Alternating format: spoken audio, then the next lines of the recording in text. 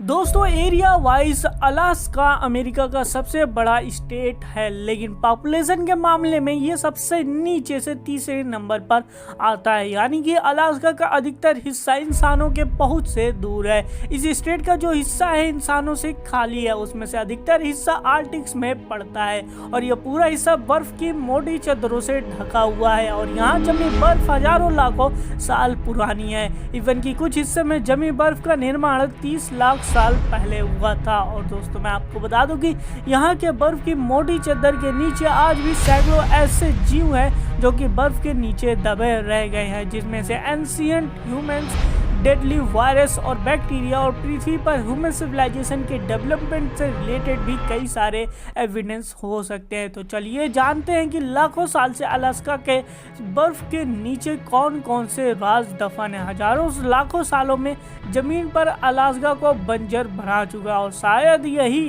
बर्फ सुरक्षित भी कर रहा है। और दोस्तों ऐसा इसलिए है कहा जाता है क्योंकि साइंटिफिक स्टडीज ऐसी बातें सामने आई हैं जिसके अनुसार ये बर्फ के नीचे हजारों साल पुराने डेडली वायरस और बैक्टीरिया छिपे हो सकते हैं। यानी कि बर्फ पिघलते हैं तो यहाँ से सतह पर आ जाएंगे, फिर इंसानों के संपर्क में भी आ जाएंगे और अगर ऐसा होता रहा तो हमें कोरोना वायरस से भी ज़्यादा खतरनाक वायरस का सामना करना पड़ेगा। 2019 के यूनिवर्सिटी के मॉर्चिगेंस की एक रिसर्च टीम ने अलास्का के बोरो शहर से 50,000 साल पुराने बैक्टीरिया को ढूंढा था और रिसर्चर्स ने बर्फ में से 12 फीट गहरी खुदाई की, जिसमें से उनके बैक्टीरिया की मौजूदगी का पता चला। और ये बैक्टीरिया बर्फ में से 12 फीट की गहराई में लिक्विड वाटर में मौजूद था। अधिकतर खारा होने के कारण ये बर्फ के नीचे ये पानी लिक्विड फॉर्म के मौजूद है और इस पानी में पिछले 50,000 साल से बैक्टीरिया मौजूद है और इसकी संख्या में भी बढ़ रही है। ये खोज के बाद साइंटिस्ट को एक नई चिंता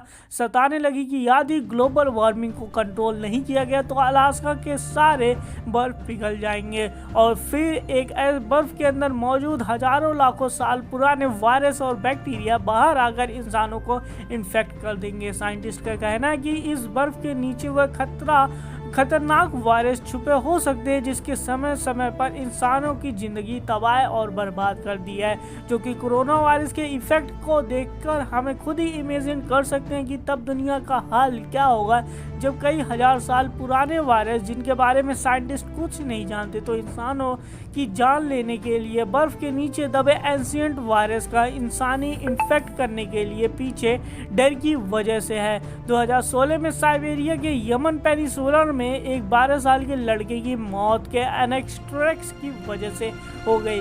20 साल से ज़्यादा लोग गंभीर रूप से बीमार हो गए और ये एंट्रेक्स बैक्टीरिया इलनेस है जिसके 50 साल में बीमारी के कोई भी इंसान इन्फेक्टेड नहीं हुआ था। फिर अचानक 2016 में ये बीमारी वापस कैसे आ गई? जब साइंटिस्ट ने इस बीमारी का सोर्स तलाश शुरू किया तो यह हमें हैरान कर देने वाली जानकारी सामने है। 75 साल पहले हिरन में एक बीमारी फैल गई थी और इस बीमारी के मरने के लिए एक हिरन का शरीर बर्फ में दबा हुआ था, लेकिन 2016 में टेम्परेचर बढ़ने के कारण बर्फ पिघल गई और हिरन का अवशेष बाहर आ गया। अवशेष बाहर आने के बाद शरीर में मौजूद बैक्टीरिया फिर से जीवित हो गए और इन्वायरमेंट में फैल गए। इसी वजह से 2000 साल से ज़्यादा हिरन एंट्रैक्स से इन्फेक्ट हो गई थी और वहीं एक लड़के की मौत, 20 लोग गंभीर रूप से बीमार हो गए थे।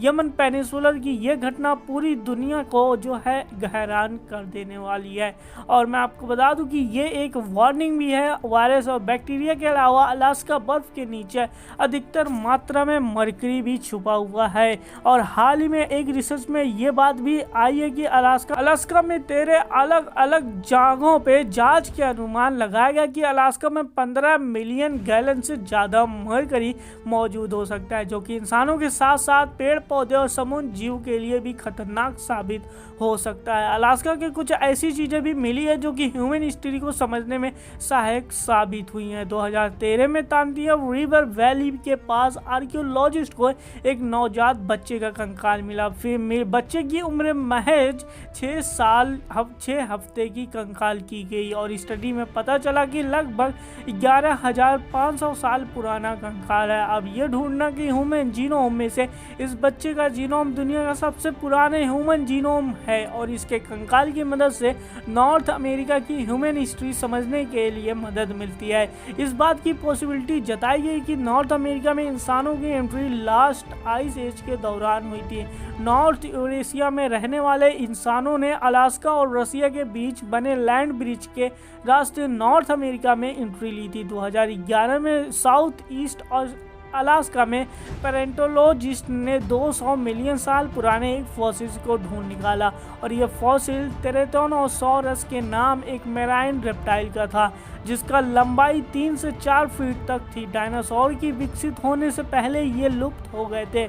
अलास्का में बर्फ के नीचे मिले इन जीवों में से हमें कई नए जानकारी तो मिली, वहीं आने वाले खतरे भी आभास हुए हैं। आपको ये जानकारी कैसे लगी हमें कमेंट बॉक्स में ज़रूर बताइए। वीडियो अच्छा लगे तो इस वीडियो को लाइक करें एंड ज़्यादा से ज़्यादा शेयर जरूर करें और हमारे चैनल पर नया हो तो चैनल को सब्सक्राइब करके बेल आइकन जरूर ऑन कर दीजिएगा। Thanks for watching.